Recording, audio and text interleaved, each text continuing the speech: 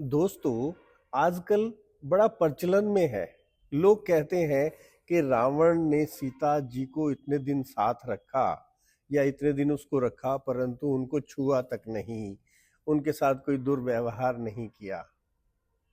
परंतु ये बात सच नहीं है। सच इस तरह से नहीं है क्योंकि रावण के पास उनको छूने की शक्ति ही नहीं थी।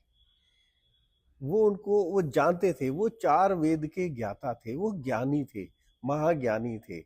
बहुत उन्होंने तपस्याएं की थी, बहुत उन्होंने सिद्धियां हासिल की थी।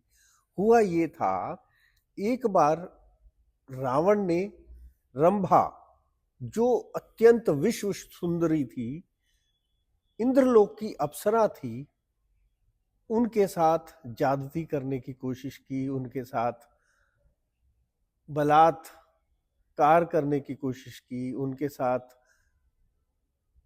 अनैतिक रूप से संबंध बनाने की कोशिश की। जबकि रंभा उनके भाई, सौतेले भाई कुबेर के पुत्र नील कुबेर की पुत्र वधू थी।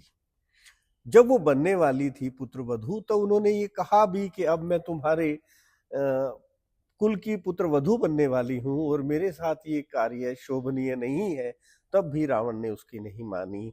तो उसके कारण से उन्होंने एक श्राप दिया कि तुम्हारी मृत्यु का कारण एक स्त्री होने वाली है और तुम उसके कारण से तुम्हारा सर्वनाश हो जाएगा। तो एक बात तो यह थी, इस वजह से रावण सीता जी को छू नहीं पाया। इसके बाद एक घटना और होती है, महामाया, जो कि रावण की पत्नी मंदोदरी उसकी बहन थी। तो उसके साथ भी उन्होंने अनाचार करने का प्रयास किया। उन्हें रावण को ये श्राप दिया कि तुम किसी भी स्त्री को उसकी इच्छा के विरुद्ध यदि छू दोगे तो तुम्हारा सर्वनाश होना निश्चित है। तो इस प्रकार से रावण ये भली भांति जानता था कि यदि मैंने किसी स्त्री को, सीता जी को या किसी और अन्य स्त्री को भी छुआ तो वो मेरी मृत्यु का कारण होने वाला था। तो इस वजह से वो उनको छू नहीं पाया। अब एक बात और मैं आपके सामने रखना चाहता हूं कि रावण को सोने की लंका प्राप्त कैसे हुई? क्या रावण ने सोने की लंका बनाई या कैसे हुआ?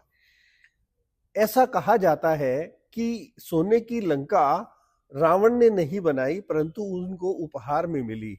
एक बार माता लक्ष्मी माता पार्वती को मिलने कैलाश पर्वत पर गईं और उन्होंने माता पार्वती को कहा कि तुम यहाँ ऐसे रहते हो, कैलाश पर्वत पर रहते हो, जबकि महादेव तो देवों के देव हैं, वो सब कुछ कर सकते हैं।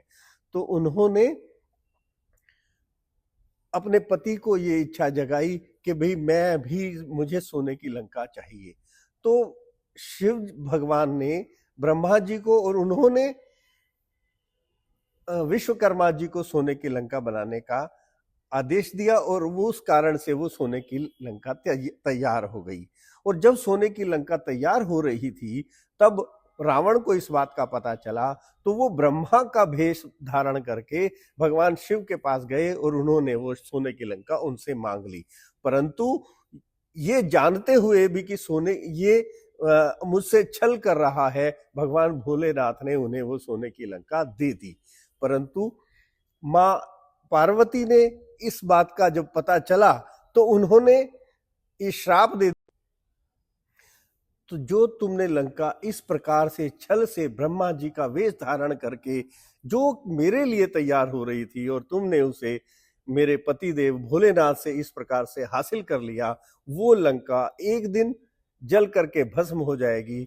और हनुमान जी ने अपनी पूंछ के द्वारा उस स्वर्णमयी लंका को जला दिया। तो कहते हैं कि कर्म का फल मिलना स्वाभाविक है। जो कर्म हम करते हैं उनका फल आज नहीं तो कल मिलेगा जरूर।